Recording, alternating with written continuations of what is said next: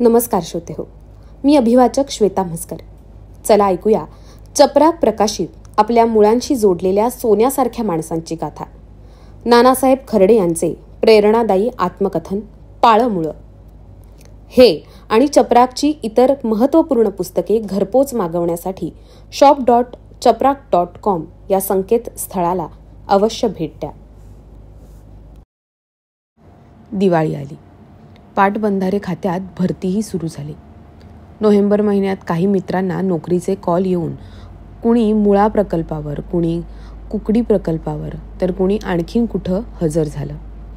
आता माझा धीर सुटू लागला. समवयस्क मित्रांच्या चर्चा कानावर येऊ लागल्या. सेंट्रल बिल्डिंगमधील अधीक्षक अभियंता कार्यालयात कुणी क्लर्क आहे म्हणे. तो 1500 रुपये घेऊन पाहिजे तिथं ऑर्डर काढून देतो, अशी वदंता पसरली. ती वदंता खरी असती तरी माझ्यासाठी ती वाट बिकटच होती. आधीच सावकाराचे 5000 रुपये 5 रुपये शेकड्यानं दादांच्या डोक्यावरचा भार वाढवित होते. नोकरीसाठी 1500 रुपये गोळा करणं निव्वळ अशक्य होतं.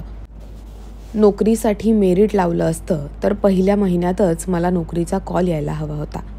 पण शासनानं काय नियम लावावा कुणास ठाऊक. मला अजून कॉल आला नव्हता. मी रोजच पोस्टात चक्रा मारत होतो. शेवटी कंटाळून मी पुण्याच्या ऑफिसमध्ये चौकशीला जायचा निर्णय घेतला. तेवढ्यात बाई मला म्हणाली, भाऊ तू मामाला घेऊन जा, तो अनुभवी आहे. साहेब लोकांशी तुला बोलता येणार नाही, तेव्हा त्याला घेऊन जा. बाईचं म्हणणं मला पटलं. मी मामाला बाईची इच्छा सांगितली. तेव्हा मामानं नकार दिला नाही. बऱ्याचदा मेहुण्यानं अपमान सदृश्य वागणूक देऊनही मामा ती मनावर घेत नव्हता. हे मामाच्या स्वभावातील मोठेपणच होतं. त्यांनी त्यांचा मित्र विजयसिंह शंकरराव थोरात यांच्याशी चर्चा केली. नातेसंबंधांतून मंत्र्यांच्या ओळखी असल्यानं आपण हे काम नक्की करू असा शब्द त्यांनी मामांना दिला आणि आम्ही तिघही एके सकाळी पुण्याच्या शिवाजीनगर बस स्थानकावर उतरलो. तिथून रिक्षानं सेंट्रल बिल्डिंगमध्ये गेलो. साताळकर नावाचे अधीक्षक अभियंता होते. चिठ्ठी पाठवून आम्ही तिघं केबिनमध्ये घुसलो. मामा आणि विजयसिंह खुर्च्यांवर बसले. मी उभाच होतो. विजयसिंहांनी त्यांची ओळख सांगितली. त्यांनी साहेबांना ज्या ज्या आमदारांची आणि मंत्र्यांची ओळख सांगितली त्यावरून विजयसिंह ही मोठी हस्ती असावी असं मला वाटायला लागलं. साहेबांशी चर्चा केल्यानंतर सध्या फक्त कोकणात आणि सीडीओ मेरीला भरती चालू असल्याचं त्यांनी सांगितलं. विजयसिंहांनी तिथल्या तिथं मला चॉईस विचारला. तेव्हा मी पटकन मेरी नाशिकला मिळालं तरी चालेल असं उत्तर दिलं. साताळकर साहेबांनी क्लर्कला बोलवून घेतलं आणि मेरी नाशिकची ऑर्डर काढायला सांगितली. पण क्लार्क त्यांना म्हणाला, साहेब आपण सीडीओ आणि मेरीतील जागा पदवीधरांसाठी राखून ठेवल्या आहेत. हे उमेदवार पदवीधारक आहेत, त्यांना नाशिक देता येणार नाही. पाहिजे तर कडा कोकणसाठी पोस्टिंग आपण देऊ शकतो. गोऱ्यापान साहेबांनी माझ्याकडे पाहून डोळ्यांच्या खुणांनी माझा कौल विचारला. मी होकारार्थी मान डोलावली. कोकण कडा पेण जिल्हा रायगड येथे ऑर्डर मिळण्याचं निश्चित झालं. त्यानंतर आम्ही बालगंधर्व जवळील संभाजी पार्कात आलो. तिथल्या हॉटेलात तिघांनी जेवण घेतलं. विजयसिंह थोरात परस्पर मुंबईला जाणार होते. मामांनी मला त्याचं मुंबईचं भाडं द्यायला सांगितलं. मी पटकन पैसे काढून दिले. पुण्यातील इतर कामं उरकून मी आणि मामा शिवाजीनगर स्टँडला आलो. नाशिकला जाणाऱ्या बसमध्ये बसून रात्री 10च्या सुमारास संगमनेरला उतरलो. चालत चालत अशोक चौकातील सिद्धार्थ विद्यालया शेजारील मामाच्या घरी पोहोचलो. तिथून दोघंही सय्यदबाबा चौकाच्या कोपऱ्यावरील मेन रोडला असणाऱ्या आस्वाद लंच होम या हॉटेलात जेवायला गेलो. अजून हॉटेल सुरूच होतं. मालक बहुतेक मामांचा परिचित असावा. आम्ही दोघांनीही मटण थाळी घेतली. जेवणाचं बिल चुकतं करून दोघंही खोलीवर आलो आणि झोपायचे कपडे उचलून सिद्धार्थ विद्यालयाच्या दरवाजात बिस्तरा मांडला. सकाळी उठून अंघोळ करायच्या आधीच मी झोळे गाठलं. दादांनी दिलेले जवळपास 500 रुपये संपत आले होते. तिघांचं जाण्या येण्याचं भाडं, रिक्षा, दुपारचं जेवण, प्रवासातील नाश्ता, चहा पाणी, रात्रीचं जेवण यात आईनं गावातून गोळा करून आणलेल्या 500 रुपयांचा चुराडा झाला होता. पण नोकरीची आशा वाढली होती. आता बरंच कर्ज फेडायचं होतं. नुसत्या पगारावर माझं भागणारच नव्हतं. म्हणून मी मुद्दाम मेरी नाशिकला मागितलं होतं. तिथं नोकरी मिळाल्यावर रात्री रिक्षा चालवून अधिकचे 2 पैसे कमवता येतात आणि स्वतःच्या मालकीच्या रिक्षा घेऊन गरजूंना भाड्यानं देता येतात अशी चर्चा मी ऐकली होती.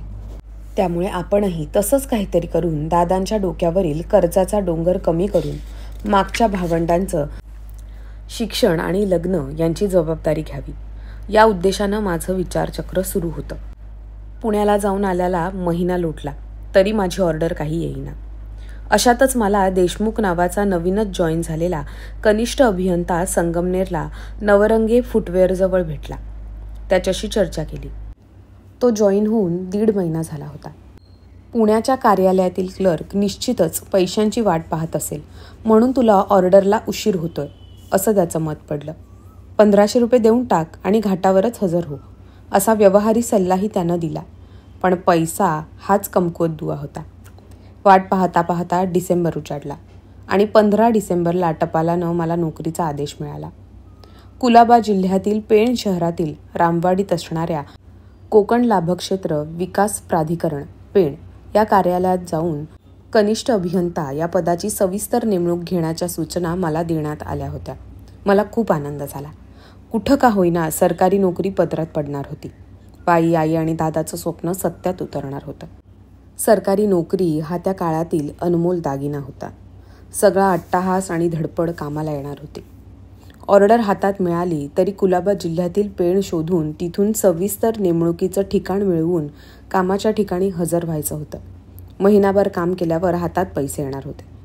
तोपर्यंत घर घालूनच धंदा करावा लागणार होता. कोकणातील प्रवास आणि 1 महिन्याच्या पोटापाण्याच्या सोयीसाठी खिशात दामाजीराव असणं गरजेचं होतं. आता अजून थोडी कळ सोसायची होती. आईनं इकडं तिकडं हात पसरण्यापेक्षा दादांनीच गावातल्या एरंडे नावाच्या सावकाराकडून 1000 रुपये 5 रुपये शेकडा प्रति महिना व्याजाने काढले. मी संगमनेरहून पुणे मार्गे पेणला पोहोचलो. तिथं MD पोळ नावाचे अधीक्षक अभियंता होते. पेणला 2 मुक्काम झाले. माझ्याबरोबर सांगलीच्या आटपाडी तालुक्यातील दिघंची गावचा रामदास मोरे हाही हजर होण्यासाठी आला होता. कार्यालयातील संबंधित क्लार्कने साहेबांच्या केबिनमध्ये जाऊन आमच्या पोस्टिंगबाबत चर्चा केली, पण आम्हाला साहेबांना भेटू दिलं नाही. पेणच्या प्राधिकरण कार्यालयात अभिमन्यू कापसे नावाचा शाखा अभियंता होता. त्यानं संबंधित क्लर्कला चहापाणी करायला सांगितलं आणि मी लगेच त्यांना बाहेर टपरीवर चहासाठी न्यायला तयार झालो. मग कापसे साहेबांनी मला खुर्चीवर बसल्या बसल्या दबक्या आवाजात चहापाण्याचा अर्थ समजावून सांगितला. आम्ही माना डोलावल्या. सरकारी कामकाजाचा पहिला धडा गिरवला. दरम्यान आस्थापना बाबूनं माझी आणि रामदास मोरेची ठाणे जिल्ह्यातील शहापूरच्या गोठेघर कॉलनीत असलेल्या भूविकास विभाग शहापूर येथील विभागाची पोस्टिंग साहेबांकडून सही करून आणून त्यावर जावक क्रमांक टाकून आमच्या हातातही दिली. संध्याकाळचे 5 वाजत आले होते. ऑर्डर हातात मिळाल्यावर क्लार्कला किती पैसे द्यायचे आणि कसे द्यायचे असा प्रश्न आमच्यासमोर उभा राहिला. तेव्हा संबंधित क्लार्कनं तो साहेबांच्या केबिनमध्ये गेल्यावर त्याच्या टेबलाच्या ड्रॉवरमध्ये पैसे ठेवण्यास सुचवलं. काही काम काढून तो साहेबांकडे गेला आणि ही संधी साधून रामदासनं त्याच्या ड्रॉवरमध्ये 10 रुपयांच्या 2 नोटा टाकल्या. हे मी बघितलं होतं. मी त्याचंच अनुकरण केलं. थोड्या वेळानं तो माघारी येऊन टेबलवर बसला, पण त्याला ड्रॉवरमधील पैसे मोजून पाहता येईना. त्याला पैसे दिल्याची खात्री देऊन आम्ही शहापूरला जाण्यासाठी पेणच्या ST स्टँडवर पोहोचलो. काही महिन्यांनी जेव्हा मी कामासाठी पेणला प्राधिकरण कार्यालयात आलो तेव्हा या क्लर्कनं बराच वेळ आमचं डोकं खाल्लं. तुम्ही 20 रुपये देऊन माझी किंमत केली, माझी इज्जत काढली असं काही बाई बोलत होता. पण आता आम्ही दोघंही प्रस्थापित झालो होतो. शिवाय इंजिनियर पदावर आरूढ होतो. त्यामुळे त्याचं कुठलंच बोलणं आम्ही मनावर घेतलं नाही. उलट नोकरीवर रुजू व्हायला आलेल्या बेरोजगार तरुणांकडून पैसे घेताना तुम्ही 10 विचार करावा असे शहाणपणाचे विचार त्याला ऐकवले. शहापूरच्या विभागात आमच्यासारखेच 6-7 पदवीधारक सविस्तर नेमणुकीसाठी आले होते. PV टेंबे नावाच्या कार्यकारी अभियंत्यांनी आम्हाला विभागात हजर करून घेतलं आणि आमच्या सोयीच्या उपविभागाची नेमणूक दिली. कुणी कोनालकट्टा, कुणी खेड, कुणी चिपळूण, कुणी शहापूर अशी ठिकाणं मागून घेतली. मला व मोरेला डहाणू तालुक्यातील साखरे कॉलनीत पोस्टिंग मिळाली. शहापुरातून सविस्तर नेमणुकीचे आदेश घेऊन रामदास मोरे आणि मी डहाणू तालुक्यातील पश्चिम रेल्वेच्या वाणगाव स्टेशनच्या पूर्वेकडे 9 किलोमीटर अंतरावर अतिशय दुर्गम 100% आदिवासी वस्ती असलेल्या सूर्या प्रकल्पाच्या लाभक्षेत्रातील एका खेड्यात रुजू झालो. 1 जानेवारीला पगार झाला. मला 26 डिसेंबर ते 31 डिसेंबरपर्यंतचा 6 दिवसांचा पगार 167 रुपये 20 पैशांच्या तिकिटावर सही करून मिळाला. मी खूप खुश झालो. सरकारी नोकरीचं सुख आणि सुरक्षितता यामुळे मनावरचा ताण हलका झाला. पुढच्या महिन्यात 1 फेब्रुवारीला 864 रुपये पगार हातात आला. घर सोडून जवळपास 1.5 महिना झाला होता. पगार होताच मी डेप्युटी इंजिनियरला सांगून झोळ्याला आलो. घरात सर्वांना खूपच आनंद झाला. संध्याकाळी मी, दादा आणि आई या प्रबुद्ध मंडळाची तथा कुटुंब कारभाऱ्यांची बैठक बसली. माझ्याकडे असणाऱ्या एकूण 1000 रुपयांची विभागणी करून तातडीचं ऋण फेडायचं ठरलं. पहिला पगार देवाजवळ ठेवायचा. पहिल्या पगारात घरच्यांसाठी पेढे आणायचे. पहिल्या पगारात आईला साडी, वडिलांना पोशाख घ्यायचा या माझ्या दृष्टीनं निव्वळ अंधश्रद्धा ठरल्या होत्या. कथा कादंबऱ्यांमध्ये वाचलेले लेख, वेचे पुस्तकातच छान शोभून दिसतात. आमच्या आयुष्यातील वास्तव वेगळंच होतं. शहाणपणानं वागणं ही माझी जीवनावश्यक गरज झाली होती. त्यामुळे दुसऱ्याच दिवशी दादांनी सावकाराच्या 1000 रुपयांपैकी 500 रुपये त्याच्या घरी जाऊन दिले. त्याच दिवशी मी चंदनापुरीच्या जावळे वस्तीवर जाऊन अक्काच्या नवऱ्याचे अर्थात थोरले मेहुणे बादशाह रहाणे यांचे 500 रुपये आभारासहित पोच केले. कोल्हापुरात शिकत असताना पहिलं वर्ष संपल्यावर दुसऱ्या वर्षापासून अभियांत्रिकीचं मुख्य शिक्षण सुरू होणार होतं. तेव्हा जलद आकडेमोडीसाठी सायंटिफिक कॅल्क्युलेटरची अतिशय गरज असल्याचं सिनियर मंडळी सांगायची. मला कॅल्क्युलेटर हवा होता, पण त्याच्यासाठी पैसे कुठून आणायचे ही विवंचना होतीच. याच दरम्यान थोरले आणि एकमेव असलेल्या मेहुण्यांचे टॅमॅटो बाजारात विक्रीला जात होते. त्यांच्याकडे मुबलक पैसा होता, पण बहिणीच्या नवऱ्याकडे पैसे मागण्याचं धाडस होत नव्हतं. शिवाय ते तापट स्वभावाचे आणि कधी काय बोलतील ह्याचा नेम नव्हता. तरीही सकाळी 10 वाजता चंदनापुरी गावातच मनाचा हिय्या करून मी त्यांच्याकडं कॅल्क्युलेटरसाठी पैशांची मागणी केली. त्यांचा मूड चांगला असावा. पायजम्याच्या खिशात हात घालून त्यांनी बऱ्याच नोटा माझ्यासमोर धरल्या. मी लाजून हसलो आणि फक्त 500चीच गरज असल्याचं सांगितलं. मी माझ्याच हातानं 100च्या 5 नोटा काढून घेतल्या. उरलेले पैसे त्यांनी खिशात ठेवले. यथावकाश कोल्हापूरला जाताना मी अहमदनगर मार्गे गेलो. नगरच्या आरटी कराचीवाला या दुकानातून माझ्या नेवासेचा मित्र, विद्युत अभियांत्रिकीचा विद्यार्थी रावसाहेब दराडे याच्या सल्ल्यानं कॅशिओ FX82 हा कॅल्क्युलेटर 310 रुपयांना खरेदी केला. रहाणे पाटीलांनी मला केलेली ही मदत ज्या मोक्याच्या वेळी आणि ज्या पद्धतीनं केली ती माझ्या दृष्टीनं अनमोल होती. म्हणून पगाराला लागताच त्यांचे पैसे परत करण्याचं वचन मी आज पूर्ण केलं होतं. 2-3 दिवसांनी पुन्हा साखरे कॉलनीत कामावर रुजू झालो. सूर्या प्रकल्पाच्या लाभक्षेत्रातील जमिनीला पाणी देण्याच्या उद्देशानं सर्वेक्षणाचं आणि पाणी पुरवठा व्यवस्था राबवण्याचं काम आमच्या ऑफिसकडे देण्यात आलं होतं. ऑफिसला 5 कनिष्ठ अभियंते, प्रत्येक कनिष्ठ अभियंत्यासोबत 4 स्थापत्य अभियांत्रिकी सहाय्यक, 1 अनुरेखक, 1 मदतनीस असा मोठा ताफा सरकारनं उभा केला होता. 31 ऑक्टोबर 1984 रोजी कासा या बाजारपेठेच्या मोठ्या गावी आदिवासी सोसायटीच्या आवारात आमदार शंकर सखाराम नम आणि पाटबंधारे विभागाचे अधिकारी यांची कामाच्या संदर्भात बैठक सुरू होती. सकाळी 11 वाजेच्या सुमारास BBCवरून इंदिरा गांधींची हत्या त्यांच्या अंगरक्षकांनी केल्याची बातमी प्रसारित झाली.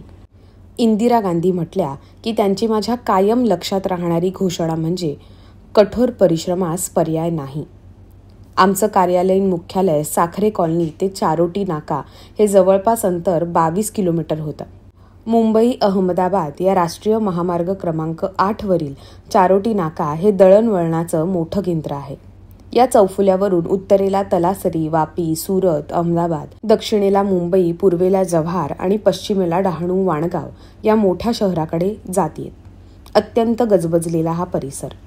तिथून पुढं 2 किलोमीटरवर कासा हे गाव सूर्या नदीच्या उजव्या तीरावर वसलेलं आहे. इंदिरा गांधी यांच्या हत्येनंतर डिसेंबरमध्ये लोकसभेच्या निवडणुका जाहीर झाल्या.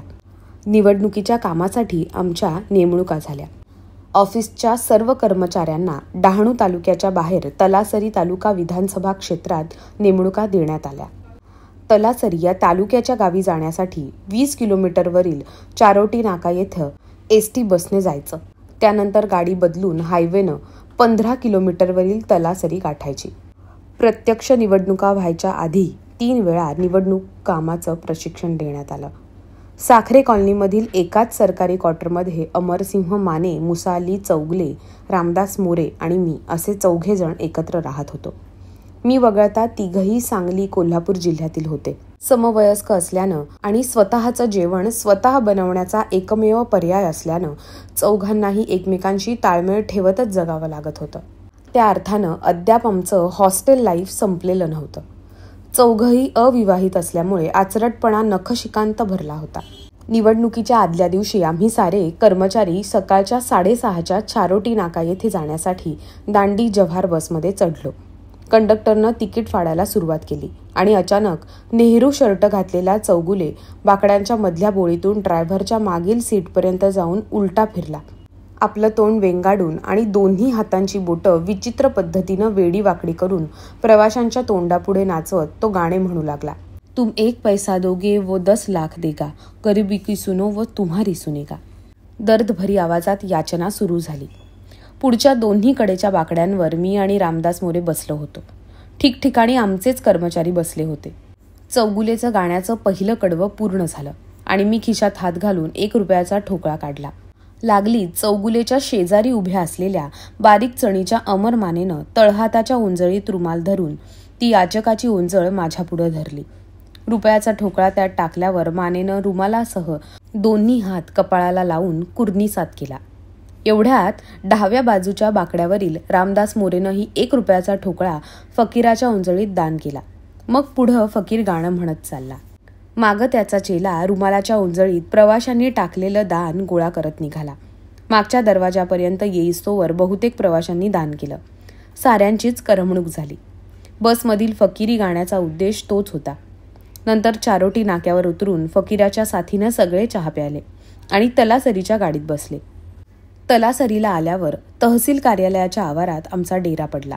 आम्हा 5ही इंजिनियरांना मतदान केंद्र प्रमुखाची ड्युटी दिलेली होती. साहजिकच मतदारसंघातील वेगवेगळ्या गावांमध्ये आम्हाला जावं लागणार होतं. मी माझ्या मतदान पथकाच्या इतर सदस्यांची ओळख करून घेतली आणि मतदानासाठीचं सामान, मतपेटी, मतपत्रिका, शाई, शिक्के, विविध फॉर्म व आवश्यक गोष्टींचं पोतभर सामान ताब्यात घेऊन तपासणी करण्यासाठी मांडवातील जागेवर सहाय्यकांसह बसलो. मतपत्रिका मोजून घेतल्या. मला नागझरी बुद्रुक मतदान केंद्र देण्यात आलं होतं. मी मतदार यादी तपासायला घेतली आणि तिच्यातील मतदारांचं नाव वाचल्यावर एक वेगळी खुशी वाटली. उद्याचा आपला दिवस आपल्यापेक्षा वेगळ्या लोकांच्या सानिध्यात परिपूर्ण असणार असा विश्वास वाटला. मतदार यादीत वेल्फ्रेड, जॉन, झुबेर, ॲना, मेरी, कॅथरीना, सोफिया अशा नावांचा भरणा होता. ख्रिश्चन धर्मातील बहुधा उच्च शिक्षित मतदार असणार हे. आपल्या राष्ट्रावर प्रेम करणाऱ्या, शिक्षित, उच्चवर्णीय, गोऱ्या आणि बहुतेक मूळ युरोपीय वंशाच्या भारतीय मतदारांसोबत माझा उद्याचा दिवस संस्मरणीय ठरणार होता. विशेषतः गोऱ्या मडमा बोलताना, उत्साहानं मतदान करताना मला बघायच्या होत्या. नागझरी गावच्या नावातच विलक्षण सौंदर्य दडलेलं होतं. या गोऱ्या लोकांनी भारतात राहण्यासाठी निसर्गसुंदर टुमदार गावाचीच निवड केली असणार याची खात्री होती. उद्या या आंग्लभाषीय शुभ्रवर्णी धटिंगणांसोबत सामिष जेवणही आपल्याला मिळू शकतं असंही वाटून गेलं. नोकरीतील माझी पहिलीच इलेक्शन ड्युटी अशा प्रकारे मला आनंद देऊन जाणारी होती. आवारातील ध्वनिवर्धकावरून सूचना मिळाल्या आणि मतदानाचं साहित्य सांभाळत आमच्या झोनच्या ट्रकमध्ये जाऊन बसलो. त्या काळी आजच्यासारखा मतदान कर्मचाऱ्यांना माणसांचा दर्जा प्राप्त झालेला नव्हता. 7-8 मतदान केंद्राचे कर्मचारी ट्रकमध्ये बसले होते. त्यात रामदास मोरेही होता. त्याला नागझरी खुर्द गाव मिळालं होतं. बरं झालं, खोलीतला जोडीदार इथंही सोबत होता. मुंबई अहमदाबाद हायवेनं मुंबईच्या दिशेनं 5-6 किलोमीटर अंतर पार केल्यावर ट्रक पश्चिमेला दगडमातीच्या रस्त्यानं निघाला. दरम्यानच्या काळात मी, मोरे आणि अजून एक उत्साही कार्यकर्ता ट्रकच्या केबिनच्या वर असलेल्या उंच चौकोनी जागी बसून उघड्या आभाळाचं सौंदर्य न्याहाळत निघालो. ओबडधोबड रस्त्यावरून ट्रक पुढं चालला होता. पुढं गेल्यावर जंगल लागलं. जंगल वाटेवरील उंच झाडांच्या फांद्या आम्हाला झोडपू लागल्या. आम्ही ड्रायव्हरच्या कानाशी ओरडत होतो, पण तो ऐकायला तयार नव्हता. एकदाचं पहिलं गाव आलं आणि आम्ही तिघही अंतराळ यानातून उतरून आतल्या डब्यात बसलो. 1-1.5 तासानं नागझरी गाव आलं. दोन्ही गावांचं मतदान केंद्र शेजारी शेजारीच होतं. एक केंद्र पत्र्याच्या खोलीत, तर एक थोड्या अंतरावरील नव्यानं उभारलेल्या लाकडी भिंतीवरील पाल्यापाचोळ्याने शाकारलेल्या व ताजी ताजी भुई घेतलेल्या ओलसर नववास्तूत होतं. पत्र्याच्या शेडची भुई ही चोपणीनं चोपून एकसारखी केलेली सर्द जमीनच होती. आम्ही सामान उतरवून घेतलं. ट्रक निघून गेला.